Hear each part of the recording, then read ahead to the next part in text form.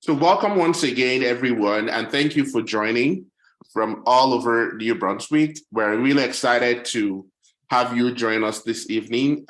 This is our very first event right after the kickoff. And for those of you that were at the kickoff, we're excited. And of course, we have lots and lots in place for the chapter. So today, without much ado, we'll be introducing our guest speaker today for this inaugural series. He's not a visitor. Definitely, a lot of people on the call will probably know him. His name is Bola Adeshokwe, and he has several certifications. He's got his project management certification, Scrum certifications, business analysis professional as well. He wants to change the world of work and, of course, the way we add value or deliver value. So, and then, of course, in this VUCA world in recent times, he's been known as the multi-award winning, highly sought after best-in-class consultant, trainer, and speaker and coach with demonstrated track record of driving and leading agile business and digital transformation for organizations across North America, Europe, and Africa. He's a wildly vast individual with knowledge, expertise, and experience in business analysis, project or portfolio management, change management, and agile transformation. Because as a sought-after trainer, Bola is certified and is accredited to kind of train a number of courses in business analysis, project management, agile, Scrum, and has trained over 3,500 professionals, spoken at several conferences, and also coached several leaders and professionals towards mindset transformation. His consulting experience spans over a decade, advising and coaching companies across several industries like telecoms, insurance, banking, retail, IT, tech, as well as solving several complex business problems and involving the value they deliver to clients and stakeholders. Of course, when he's not training, speaking at different events or coaching, he enjoys rapping. So you might just be looking out for his rap right after the talk. And of course, he listens to rap music a lot. He's a senior consultant at Deloitte Canada. Please welcome with me our guest speaker tonight, Bola Adeshokwe. You take it away. Right, thank you very much. So I'm going to steal the share, if you will allow me, and then we'll jump right into it. I'm really excited to be here. So let's see what we want to talk about today. Very quick, very sharp. I will flip my screen, and all things being equal, you should be able to see my slide. And what you should see is a slide that has business agility, the BA, at the center of it. To start, I think that I'm very lucky to be invited to speak at, IIBA New Brunswick chapter for two reasons. I'm invited to speak at the inaugural speaker series event. So that's the first one. So I think that I'm really, really lucky to be the one, speaking at the first one. Also, while we were, talking before the president, gave the speech, Lorraine said, "Oh, this is going to be the last speaker series for the year. We're going to take a break in December, and then in January we resume." So I am again lucky to be the first in the speaker series and the last in the year, like first and last. Like, how cool is that? Like, how cool is that? You don't get that a lot. You don't get it now. Anyways, for some of us, you probably would have seen a change in the flyer and my topic. So the flyer had said, or I thought that the topic will be being agile, the role of the business analyst. But then 2 days ago, I was thinking critically about the content and the context of the presentation. And then I decided to pivot. And then I said, I do not want to talk about the role of a business analyst within an agile environment, but I actually want to make it a bit more strategic. So I want to talk about driving agility and how the business analysis function actually is at the center of that initiative. And that's what, I'm going to be talking about today. But before that, before I get into my presentation, I want to do a quick psychographic profiling of this audience, because I understand fundamentally that one of the elements of human productivity is relationship. And that's why a lot of companies spend so much money, so much time in team building, because they want to improve the collaboration within the people that work together. So, but I also know that, getting to actually get people to attain high productivity requires some sort of relationship. So what I want to do very quickly, something that I like to do, when I am engaging folks in quote for the first time or virtually, what I want to do is to do a very quick psychographic profiling of this audience. I want to know the configuration, the composition, and the profile of the people that we have here. So I am going to be giving out some instructions. I invite you to please follow those instructions. And I want to just understand the profile of the people that we have in the audience, just so that I can try as much as possible to tailor or to customize my presentation to your personality or to your profile. So if you've got a pen and a paper, if you don't use it again tonight, this is when to use it. So pick a pen and a paper and write on that between 1 to 9, like 1, 2, 3, 4, 5, 6. So write 1 to 9 on that piece of paper. I give about 10 seconds for us to do that. If you're done, can you just put in the chat, done? Just so that I know, how we're doing. Okay, great. I think Ifeoma is done. Okay, few folks are done. In fact, before I move forward, I want to give a big shout out to some of my guys. I can see Gautier is here, Christiane, I appreciate you big time up there, and every other person. All right, cool. So everybody is done. Cool stuff. Everybody is done. All right, cool. The second instruction, I want you to add all the numbers together, all the numbers that you've written, add them together. For this one, I will give about 20 seconds. I'll give about 20 seconds.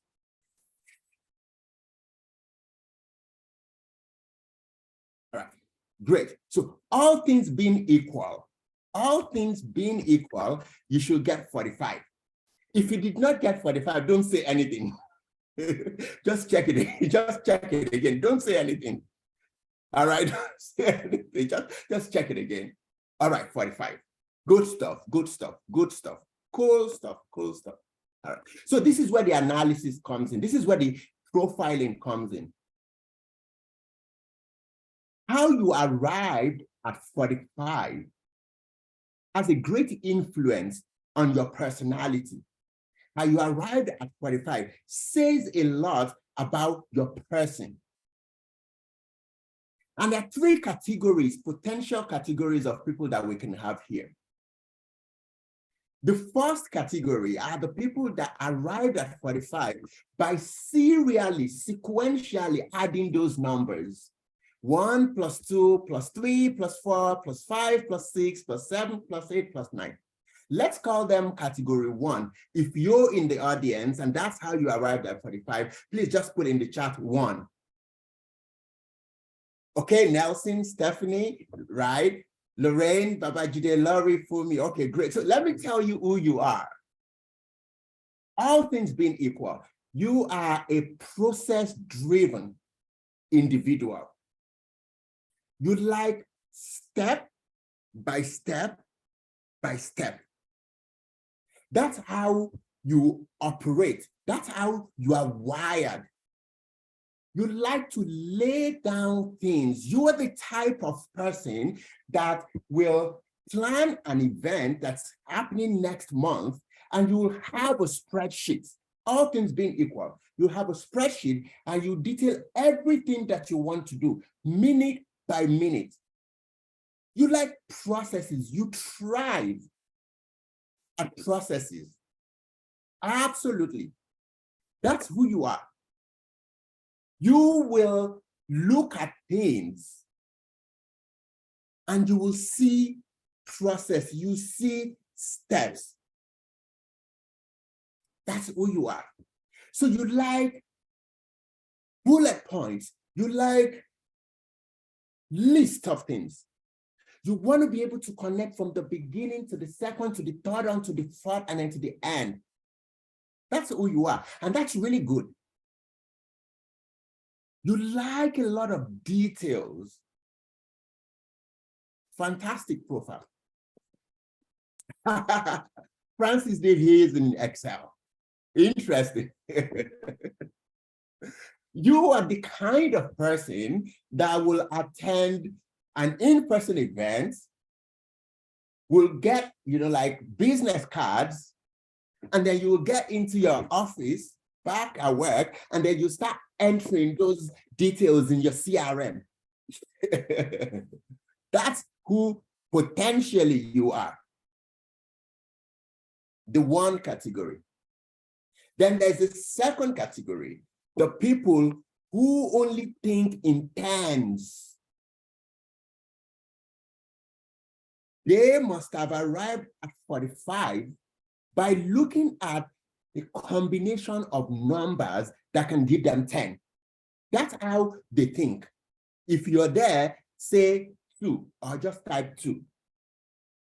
Okay, Ify, Busari, Christiane, Pamela, Gautier, Abimbala, absolutely, absolutely. These are the people that and I have Gautier and Christiane, they are my friends. These are the people that will be, from the first day of class, they're already looking at the last day of class, and they're already looking at the day they're going to write their exam. And looking at relationship and looking at trends. These are the people that are not so process-driven as well. They're more of the big picture kind of people. They're looking at relationships. They're looking at patterns. They're looking at trends. They know where they want to get to from the beginning. They're looking at connections that will get them there. Absolutely. That's so you, Ify. Absolutely. These guys have the potential. Not all the time will do it, but they have the potential to jump rules and jump queues to be able to get gas. Really cool set of people. These guys will see 2 pictures on a slide and try to look at the connection between those 2 pictures and see how those connections map out to the heading of the topic of the slide.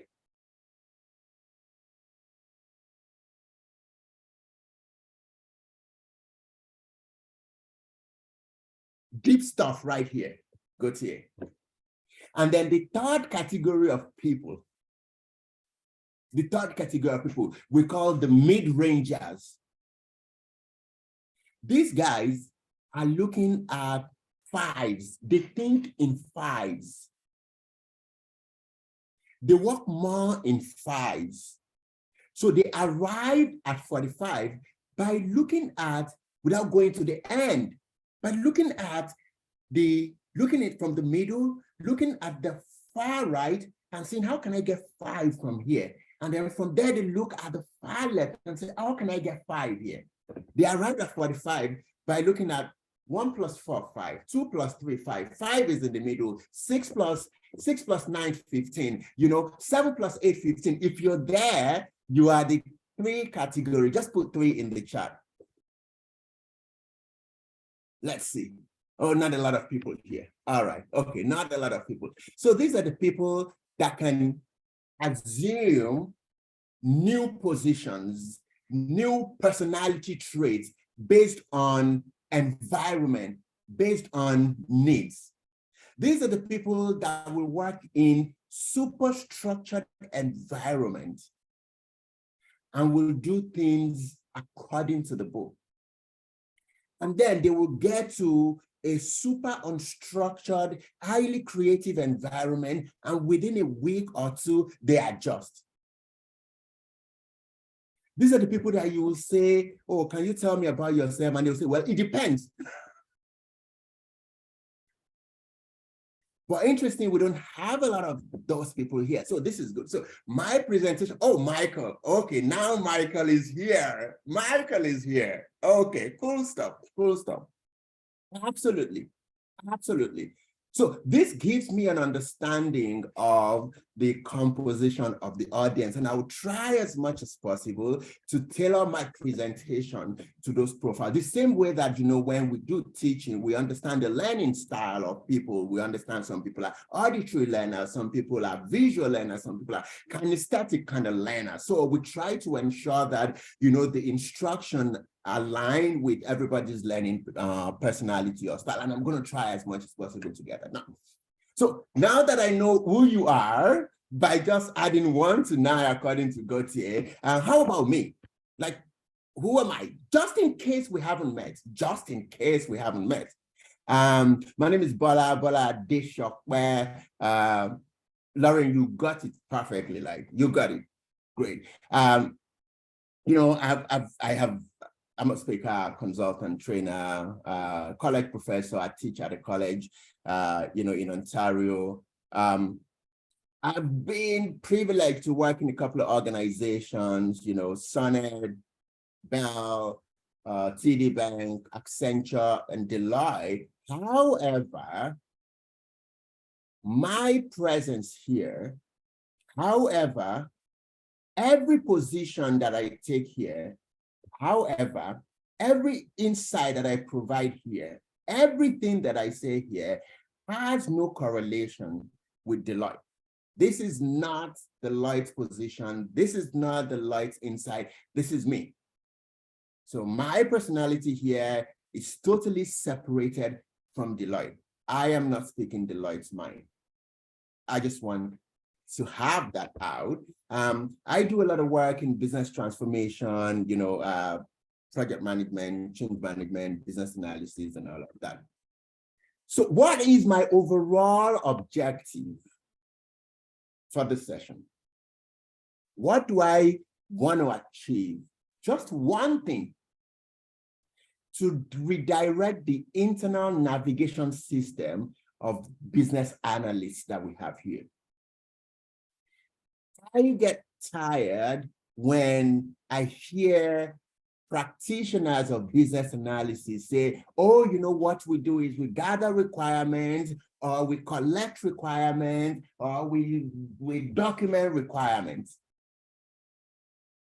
I get a bit cringy when I hear that. Or when people believe that the core of business analysis is all about collecting, gathering, eliciting, documenting requirements. And what I want to try to do is to change that thought process, is to change that, thinking, is to change that mindset. So I want to redirect, I want to cause a change in the way that you process the practice of business analysis. That's my overall objective. But then I will do it in 3 ways. I want to do it in 3 ways. And the 3 ways, I will show you the layout. The first is we will look at the practice of business analysis very briefly. I mean, something that you already know or not. Very briefly. That's the first thing. Then we will take a deep dive into the concept of business agility. I'm talking beyond Agile. I'm talking beyond daily stand-up. I'm talking beyond backlog. I'm talking beyond Jira. I'm talking beyond sprint review. I'm talking business agility. but more specifically, the drivers of business agility. And then I will marry these two concepts, where I'll provide an experience. I'm going to put this in, where I'll provide an experience or a walkthrough that will help us to map the two together, that will help us to see business analysis at the center of driving business agility in organizations. And hopefully, with that, you will see business analysis practice or business analysis function beyond just gathering requirements, beyond just documenting requirements, beyond just working on a project. So if you're fine, let's go. If you are good with this, let's go. And then hopefully, you will be pleasantly surprised or shocked. Fingers crossed on that one. Fingers crossed. So let's start with the first thing that I wanted to do, sort of like laying the foundation, things again that you already know. You know this one, right? You know this one. This is one of the things that I like personally about the third edition of the Baybuck Guide. Before the introduction of the business analysis core concept model, which is what this is, by the way, we all know, because we're like business analysts, we're CBAPs and all of that. It was really difficult to find common terminology to describe the function and the value that business analysis brings to organizations. Yeah, what do you guys do? Well, it depends, but then at the introduction of this concept, it provides a conceptual framework for everything business analysis, because business analysis revolves around these 6 things. We're at the center of driving change in an organization. So we're like change agents. We are helping organizations to define and to articulate their needs. This is what we're doing. Which is where a lot of people, have sort of like understand, we're driving the implementation or delivery of solutions to address whatever the need is. We understand that there are people within the organization who have some association with the need and who will use the solution that we're driving the implementation of. But then at the end of this, whether we implement a CRM system or whether we create like a new org model, at the end of it, all that is important to the stakeholder is there's some sort of value. And this concept of value helps to, again, change our thinking from just output to a more outcome-based thinking. Not just the solution, but actually the value that the end users or stakeholders or the organization will derive from the solution that we've implemented. And of course, we understand the context, we understand the actors and the factors in the environment that we're working in. We understand what are those external influences that we need to take into consideration. I mean, you know this, right? You know this. Let's not even deceive ourselves. You all know this one.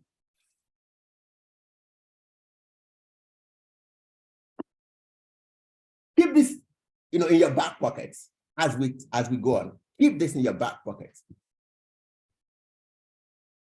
Directly from IIBA, this is how they define business analysis.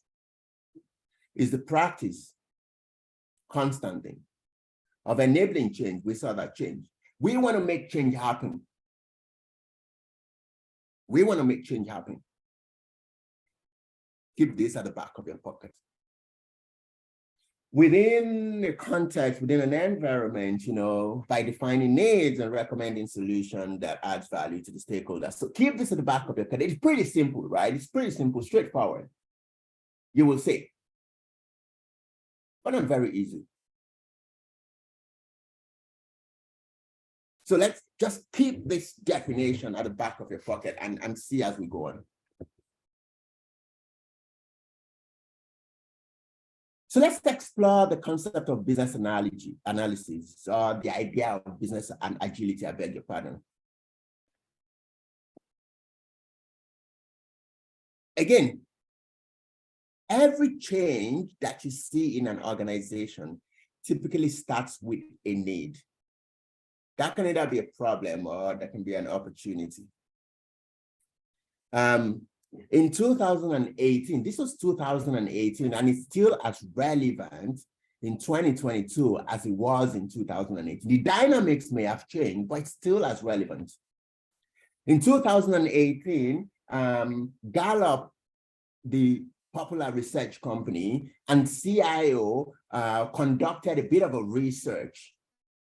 And in the research, they talked to business leaders, over 1,500 business leaders across industries, sectors, and continents.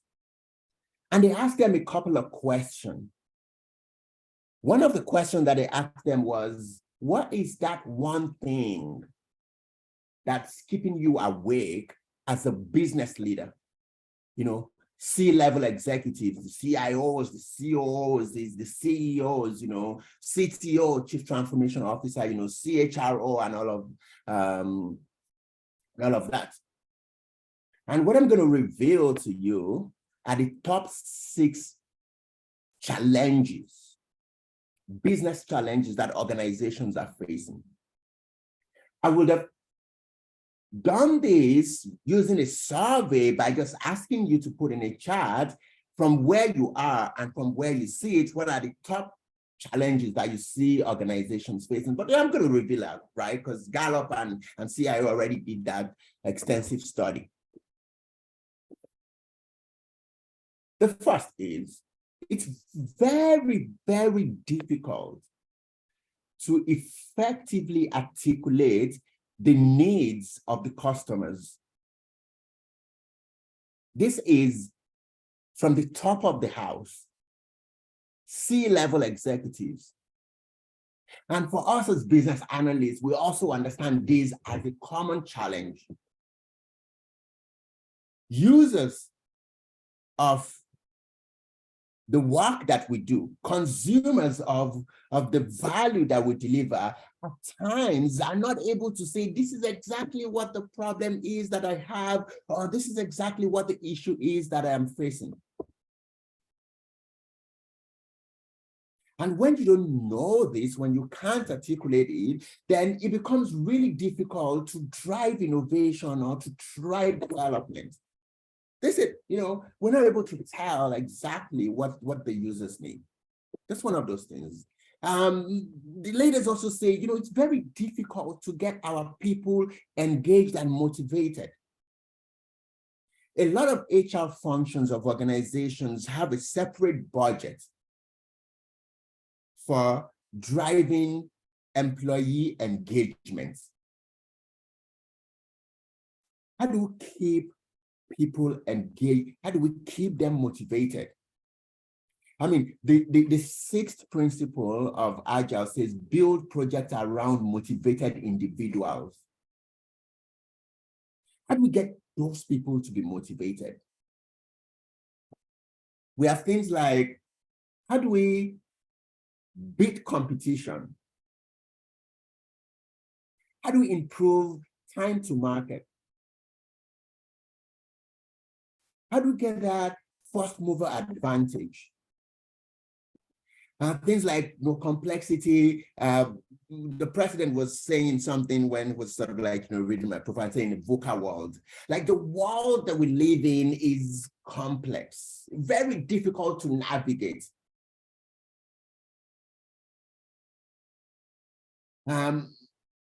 Changes, the frequency of changes, oh my goodness. And then we have like, technological advancement. So these are like the top 6, challenges that business leaders, reported in 2018, and it's still as relevant. I mean, if you remember these guys, Compaq, Nokia. When I say Nokia, I mean like the phone arm of the business, Kodak, Blockbuster. These were guys who were leaders of their industries, of their market at that time. But because of a lot of these issues, a lot of these problems and challenges, because of the fact that we live in a VUCA world. By the way, if you don't know VUCA, I'm just going to quickly say that. So V in VUCA stands for volatility. It's a super volatile world. U is uncertainty, like nobody can tell you for a certain the direction that the market is going to move to tomorrow.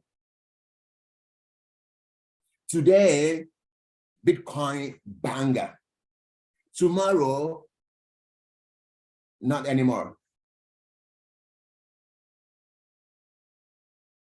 The C stands for, complexity, we just talked about it, and then the A is ambiguous. So ambiguity. So all of these things accumulate into the world that we live in right now. And the world that we live in require a slightly different management framework, a slightly different organizational model, a slightly different operating model.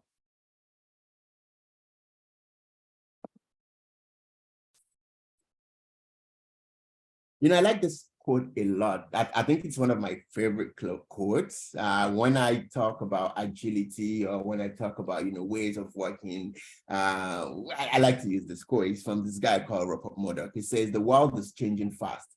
I mean, look at these guys. They were like top leaders of their time. But now they're probably, some of them are normal,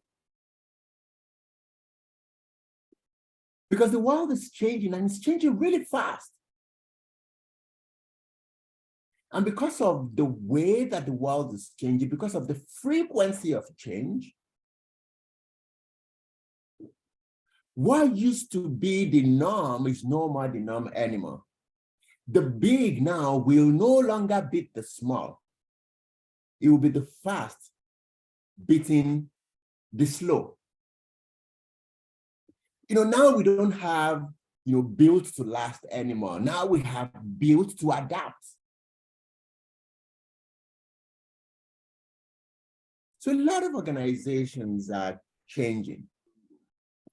And one way to actually drive that change, one way to be able to continue to exist, to thrive in the volatile, uncertain, complex, ambiguous world, is to make a change. Organizations that left the happenings to chance fizzled out. And a lot of organizations are using like business agility as the response to the dynamics of the world and the way that the market is changing right now. A lot of research, out there about how organizations are quickly adopting agile, ways of working, redesigning their new ways of working and all of that. Even at the project level, a lot of us now know that, projects are now using, like in quote, the adaptive method.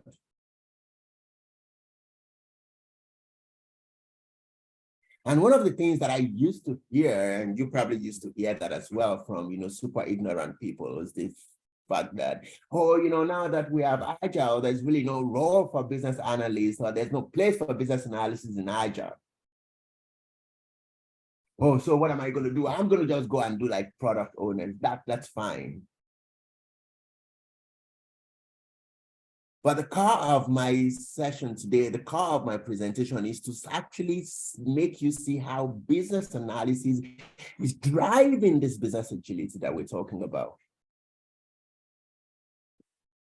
You know, someone is saying, okay, but like, wait a minute, what's business agility? I mean, I know Agile, right? Like I know Agile, I know Scrum, I know Kanban and all of this, but what exactly is business agility? So it's just ability at the enterprise level, at the organizational level, across all the divisions and levels of the organization, ability to sense what's happening, ability to sense the direction that the market is going, ability to sense the needs of the customer, ability to develop hypotheses.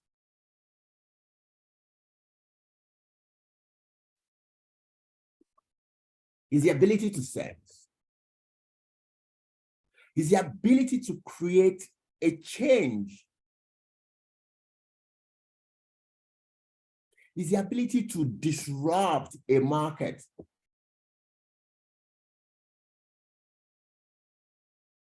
Is the ability to create new categories, new operating model.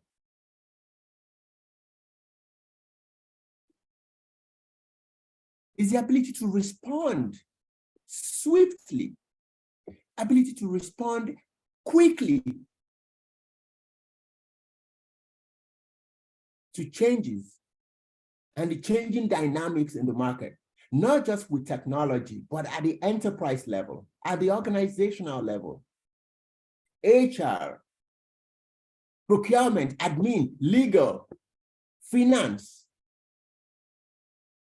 A lot of organizations are now creating new funding model. They're now creating new budgeting model. Ability to adapt to quickly understand the new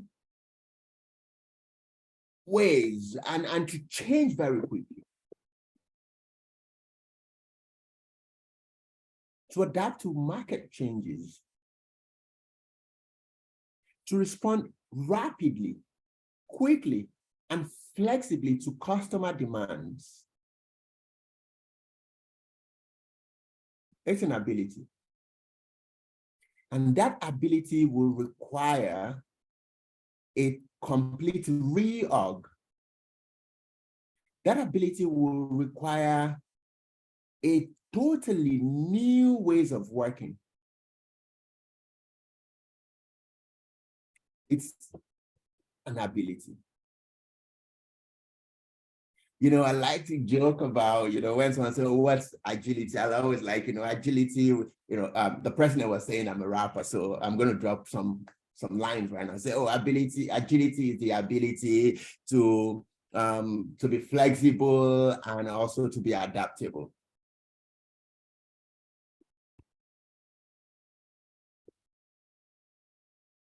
And when organizations are, you know, moving towards business agility, or when the business analyst or business analysis is driving agility, we work across different pillars. You know, we work at the mindset, big mindset. I'm a big mindset guy. What are the mindset of leadership? Are the mindset of mid-level managers? Are the mindset of, you know, people? We're literally helping to drive a change in mindset. We're looking at a change in the value system of the organization. We're looking at a change in a set of principles, change in culture, you know, change in tools and practices. Of course, at different levels. Talking about values, you know, a lot of us probably know this. It's the Agile values. You know, it sort of started in 2001 when a group of guys, 17 of them, you know, met together at some place in the US, and they were just talking about the work that they were doing and the value that they were getting and all of those things, and they came up with what we, you know, now know as the Agile Manifesto. So, I mean, you probably have seen this a lot. You have seen the principles a lot as well. Now, in the next few minutes, I want to put all of that together by just telling you a story, an experience actually, but in form of a story. And I decided to call it Agility at the Bank. You know, just like every story, like it usually starts with once upon a time, time. So there was a time not too far away, few years, maybe 3, maybe 2.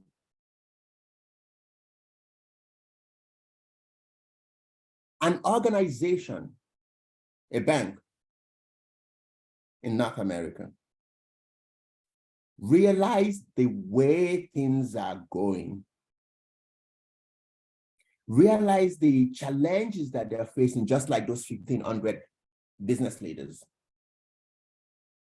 Realize that, yes, they've been successful till date, but the strategy, the approach, the model that got them to where they were at that time was not sufficient to take them to the next level because of the rapid changes in the world, because of the fact that we're now in the VUCA world, because of the things that we're now seeing in the world.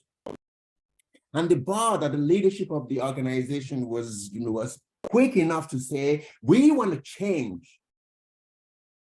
We want to change. Because if we don't change, we may lose that market position. So remember now, the 6 core concepts. We want it to change. And business analysis is the practice of enabling change. You see how they're tying together? Okay, yeah, so cool stuff. And they're like, oh, what are we going to do? And like, okay, yeah, you know what? We want to be more agile. We want to adopt business agility. We think that's the way to go.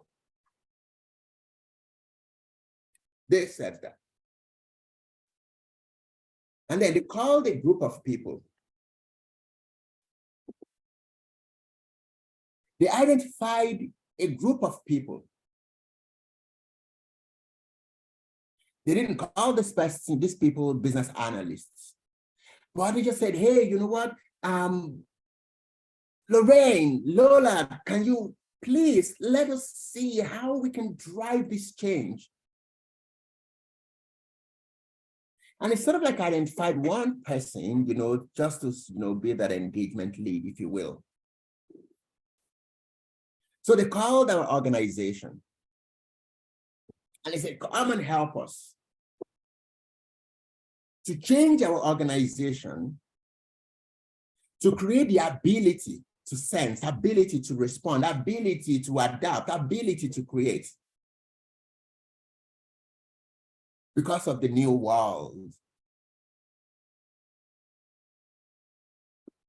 And then we said, okay, cool. That's not a problem. But let's put together a squad. Let's put together a team. If you like, you can call them change champions. If you like, you can call them governance.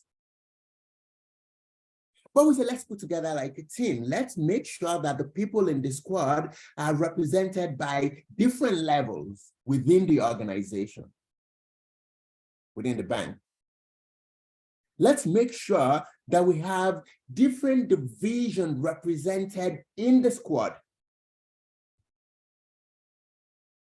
So we put together that squad.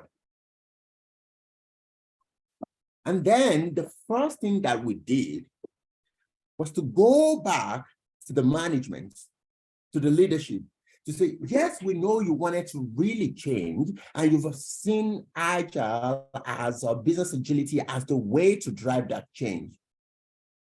But let's understand what's driving that need. What are the problems that we want to try and solve?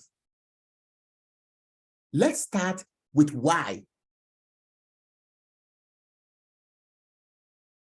Let's not start with the what. Let's define the need. Let's create that problem statement. So we've seen change. Now we're looking at need. And then we work with the leadership, with the squad and the leadership of the organization to understand the drivers for that change. The same way, at the project level or at the operational level, they will say, oh, you know what, our sales are dropping. And so let's launch a campaign. And we say, yes, campaign is good, but let's try and understand why sales are dropping. Let's sort of try to create that problem statement. So we worked with organizations, to understand why.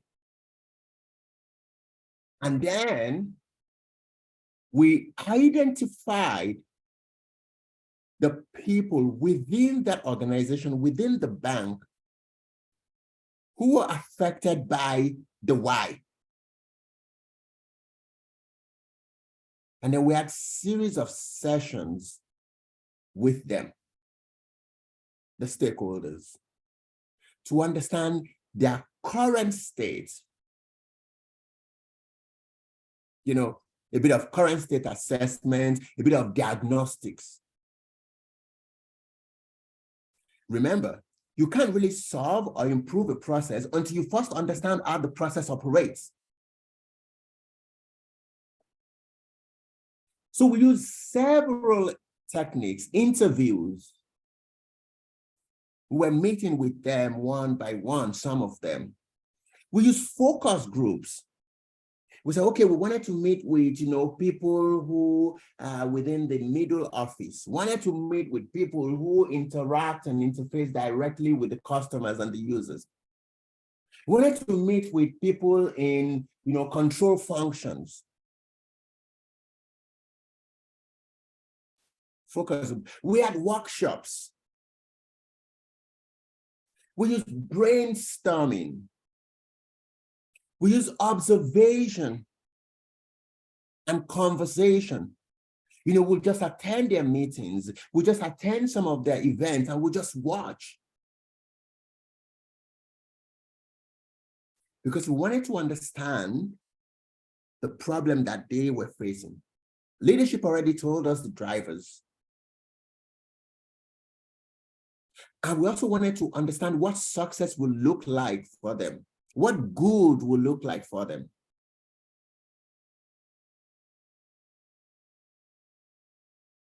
We use, as part of our, questionnaire and survey, we use open-ended questions, closed-ended questions, descriptive, prescriptive kind of questions. And then at the end,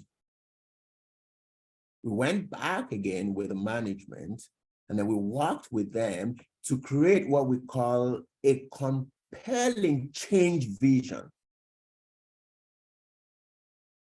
And, I cleaned this up. So this is what we created for that organization. That we are working to create an awesome, responsive, and collaborative ecosystem of employees and customers. As much as we love our customers, we also love our employees. We're creating a world of work where people will collaborate, where people will be responsive, and people will want to come to work every day.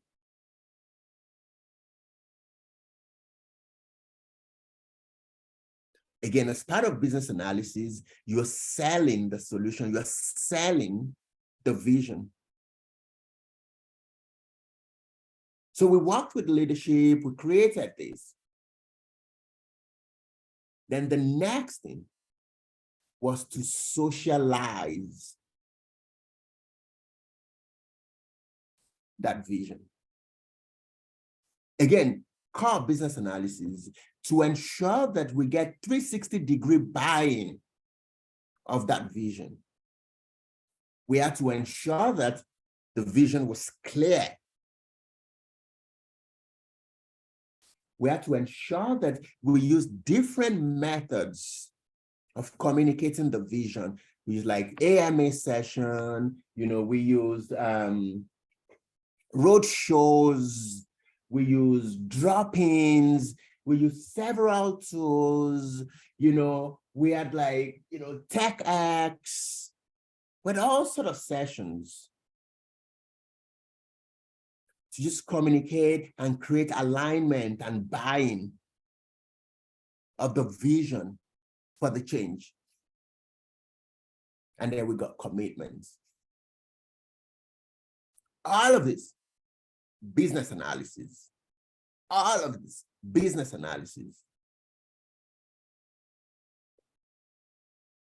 And then we now started looking at, so look at the vision, look at what we're trying to achieve. Look at where the company is right now. Look at where the divisions and the organization is right now.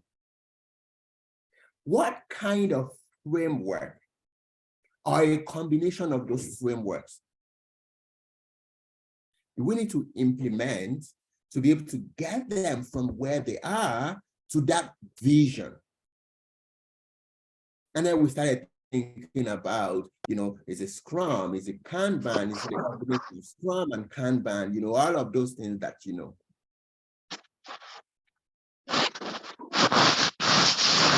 And then we also looked at a set of tools.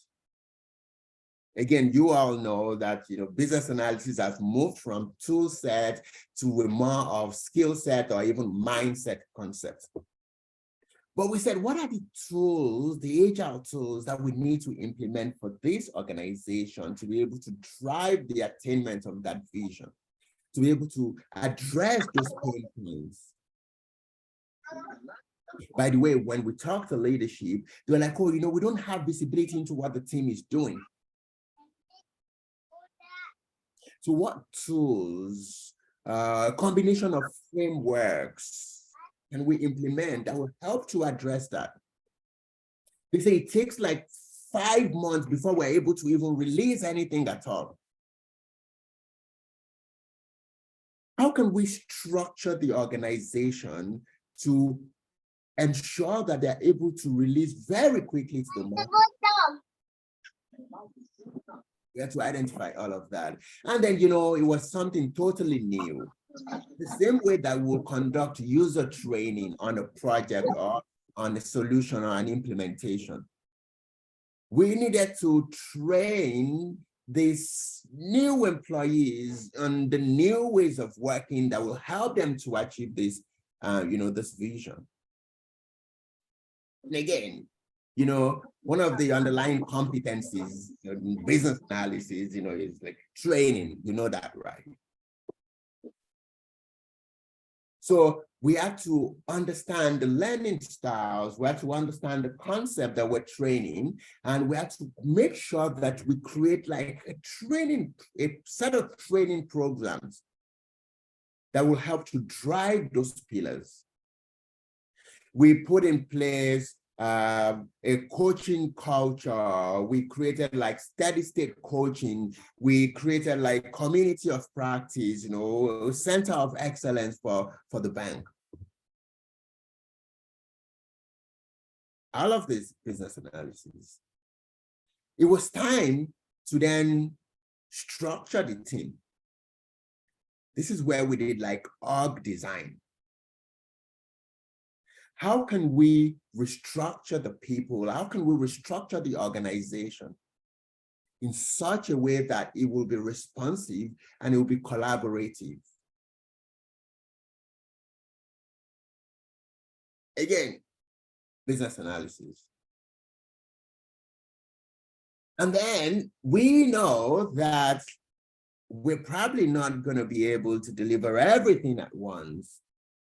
We wanted to generate quick wins.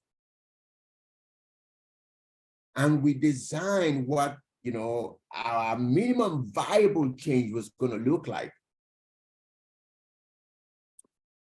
Within the space of 6 months, within a space of 4 months, what are the results that we want to demonstrate that will help, naysayers, or that will help the organization to start realizing value, or to start seeing value from the investment, from the change that we're creating? We identify that, we call it like minimum viable change. And then we defined a set of metrics at the organizational level, at the divisional level, at the program level, at the project level, at the team level. Again, we're looking literally at benefit tracking, benefit management, and benefit realization. Something business analysis. And how we're going to measure, how we're going to demonstrate that value. How we're going to demonstrate that progress towards the vision that we're creating. All of this, business analysis. In 2 minutes, because I have just 2 minutes, I was thinking that we'll just have some discussion or some conversation, but probably skip that. And hopefully you've gotten something from this. In terms of takeaway, so what do we take away from this? What do I want you to take away? Just 3 things. The first thing is, the first thing that I mentioned, business analysis is not restricted to delivering software or application or technology system. Business analysis drives change across several levels within the organization. It's not just, working on requirement documents and all of that. That's the first takeaway. The second takeaway is business analysis is moving a little away from tool sets to more of a mindset. It's moving a little away from title to more of value. Nobody called us business analysts, but we were delivering value. And lastly, to be ruthlessly flexible as a practitioner of business analysis and relentlessly adaptable. It's just been 55 minutes that we've been talking, but 55 minutes is not enough to talk. I want to take this conversation beyond, Zoom and beyond the platform that IRBA News Brunswick is. Let's take it online. Let's engage. I will be looking forward to connecting with you, and I hope that you've got some value from this 55 minutes that we've been talking. If anybody has a question, I'll be glad to take it, and I'll flip it back to the president. Thank you. Wow, that was awesome, phenomenal. Excellent. Thank you very much, Bola. This was really, really, really awesome. Okay, Lorraine, do you want to take it over? You want to facilitate the questions? Anybody has questions at this time?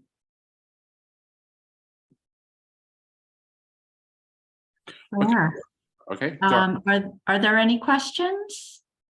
Some in the chat already. Are there some in the chat? Yeah. Okay, I'll just take that one. It is how can a BA add value when the product owner writes most of the requirements and the dev team wants to provide inputs? Oh, deeper. We're getting more tactical now. So I know what you're talking about. You probably work within an Agile team, and you're a BA, and you have like a product owner, and the product owner is always writing the user stories. You see, at the core of BA is some sort of analysis. The way that you will use your analysis, skills will help even the developers to uncover a lot of gaps. I work with teams, agile teams, either working as a scrum master or either working as a coach.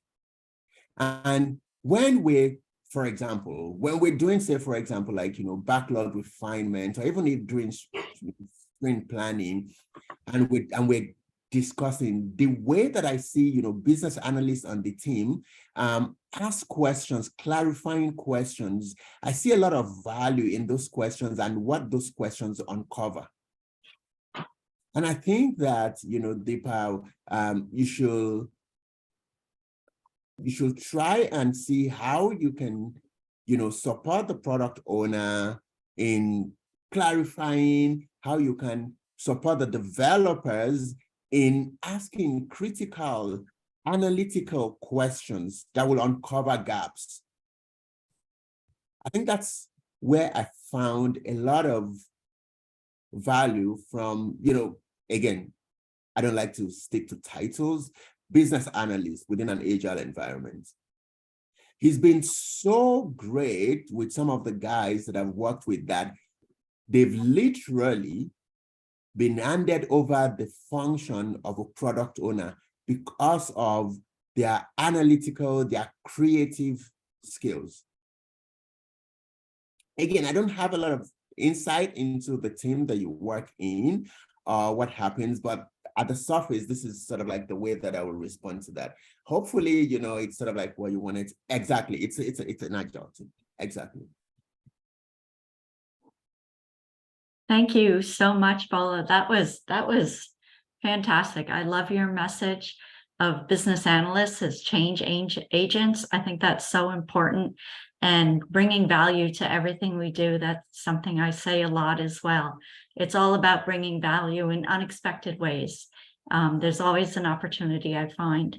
Also loved your way of thinking about agility, more than just a software development methodology, but as a way of acting and thinking and behaving and an approach. So thank you so much. That was just fantastic. Are there any more questions in the chat? I don't think I see any more. Before we sign off, I did want to, Patience, I believe, just wanted to say a quick word. I can share my screen. There's a quick question in the chat too. Okay. Yeah, I can take this one. So why will some organizations allow same resource, same person to be Scrum Master and product owner? So you see, I have been lazy lately. I started working on an article that I wanted to make into a white paper, but I've been lazy lately. And I have titled it, "The Perils of Missing and Mixing Roles in Agile." Like the danger of missing, one role is missing, or mixing, having one person play two roles in Agile. It's got its good side, but it also has its downside. And the reason why, just to your question, the reason why some organizations may want to do this is to save costs. But what happens is you save costs, but you are also losing on role delineation and clarity. These two roles require slightly different skill sets. You cannot wear both hats at the same time. As a Scrum Master, you may be facilitating conversation. You may be facilitating self-organization. You may even find yourself protecting the team. Whereas as a product owner, you find yourself more engaging with the user community. Now, when you play both roles, you have a new team who's got a lot of concern, and they need your support, they need your coaching, but you're not there because you're with the users. So it becomes really difficult to play both roles at the same time, to wear both hats at the same time. It's just a conversation that we have with leadership.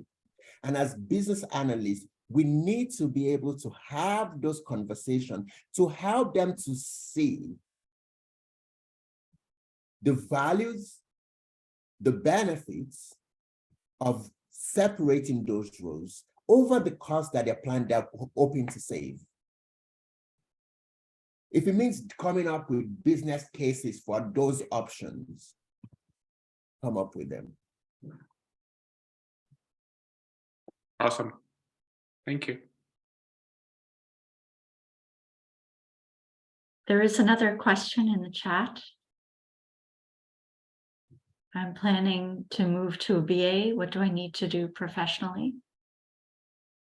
Oh no, I think that, I think that the president can take this heads on and give you, give you the answer, given what I know about him and how he's impacted, the BA community from Africa up to this one. So I think that, if you're not Nelson, if you're not in, if you're in New Brunswick, you want to hook up with, the chapter, and then you get a lot from that.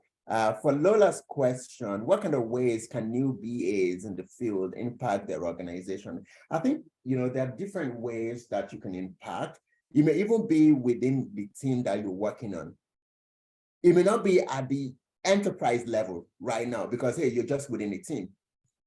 But helping them to uncover missing gaps, helping them to think critically, are ways that you can start making those impact at the micro level.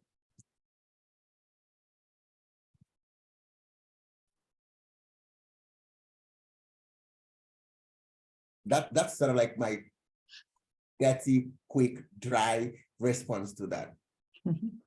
Good advice. Okay, I think that's all of the questions. So Patience, are you able to unmute? There you go. Thank you. And I want to say thank you so much, Bola. This was a very good presentation.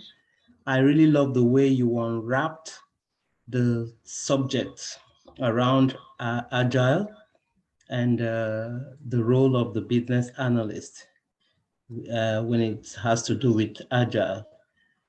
And I want to thank everyone for being here, and just to let us, let us know that if you are not yet a member, we want to encourage you to register at our local chapter here, the New Brunswick chapter. You can find on the screen the QR code. You can easily click, use that, and it will take you straight to the registration site. There are no protocols. It's not difficult, very user-friendly. And in less than a minute, you will be registered. And I just want to also let you know that there are benefits of being a member of the organization. If you want to succeed as a business analyst, it is best to find yourself, to connect with the community, because there are a lot of things you stand to gain.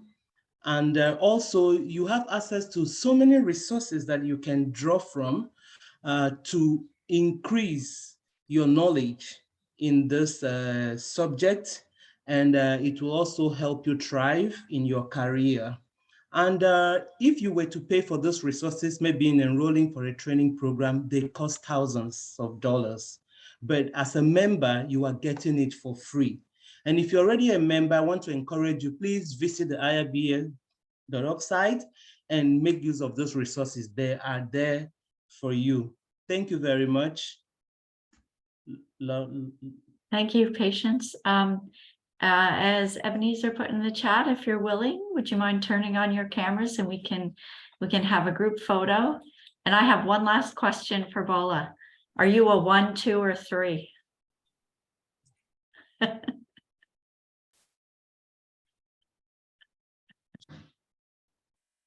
You're on mute.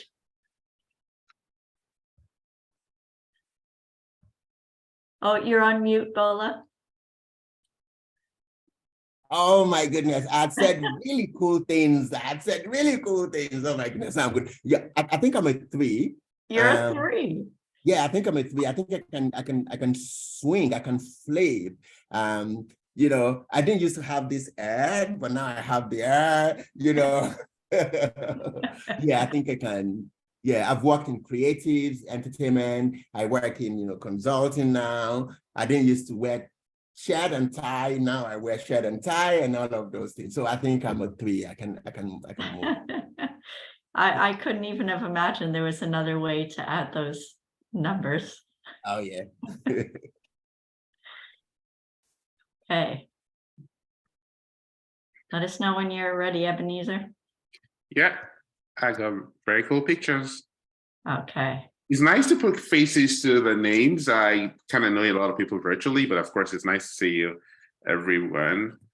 Nice to put a face to Kenny and Ayakunle and a couple of folks, yeah? Awesome. And if you see me around town, just say hello. Alrighty, I think we're at the top of the hour, already over.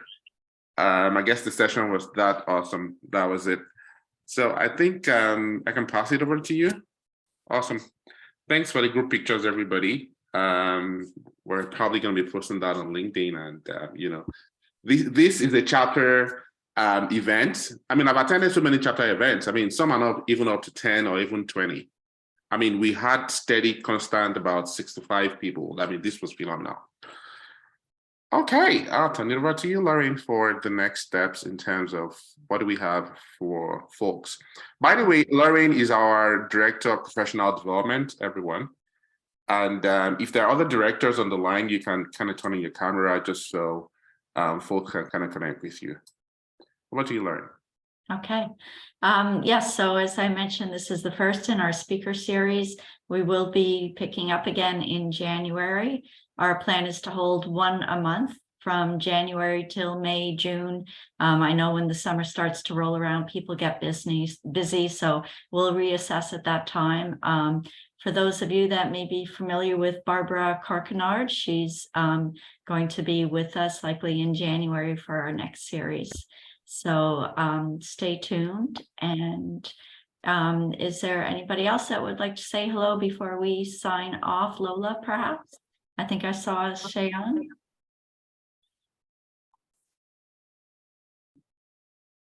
Are they still on the call? Yeah. I see Lola. She is awesome. And she's one of the folks that kind of generously offered us a very solid webinar, even when we're not a chapter. I recall at the time I spoke to other, you know, thought leaders that are, you know, experts in the field, but they're like, no, if you're not a chapter, we can't come speak in your chapter. So, of course, Bola has been very supportive as well. And, you know, just so to say this, it's been one of the folks that I pushed. Ebenezer, you said you're going to do this. What's going on? You know, so I guess that's one of the reasons why he has that, you know, first place to kind of speak of the chapter. So, have any other questions? We can kind of just wrap. Mm-hmm. Yeah, be respectful of people's times. We're already over the hour, so. Right. Okay. Awesome. All right. That's a wrap. Thank you, everyone. We'll see you next time. Bye, everyone. Have a good one.